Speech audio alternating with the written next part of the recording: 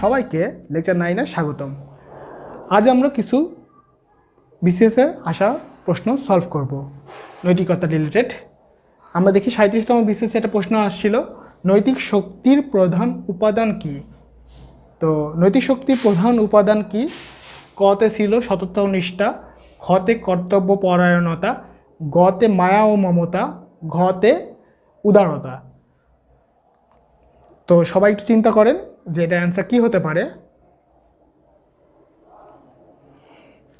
তো আমি বলছিলাম যে প্রসেস অফ এলিমিনেশন, যেটা হবে না সেটা সবার আগে কেটে দিই। নৈতিক শক্তির প্রধান উপাদান কোনো সময় মায়া মমতা হবে না, তো এটা কাটা। আবার উদারতা হবে না। আচ্ছা, সততা ও নিষ্ঠা নাকি কর্তব্য পরায়ণতা? তো এটা খুবই সিম্পল, নৈতিক শক্তির প্রধান উপাদান হবে সততা ও নিষ্ঠা, কর্তব্য পরায়ণতা হবে না। এরপর আমরা দেখি নৈতিক প্রগতির শর্ত কী।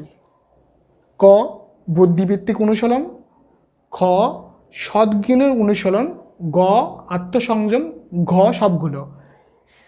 তো এই কোশ্চেন সলভ করার আগে একটু খেয়াল করতে হবে, একটা বিসিএসে প্রত্যেক বিসিএসে প্রায় খ খ গ ঘ এরকম করে আমরা ন্যাচারালি দেখতে অভ্যস্ত, কিন্তু সেবারই কয়ের পর খ না দিয়ে কয়ের পর গ দিছিল, খটা হচ্ছে নিচে ছিল।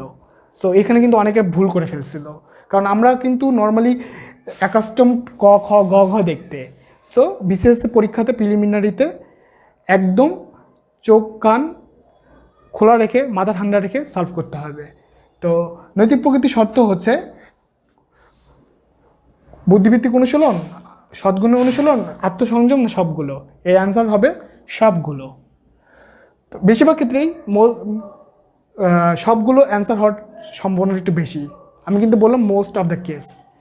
তো এই হচ্ছে আমাদের 37তম বিসিএসে আসা প্রশ্ন সলিউশন।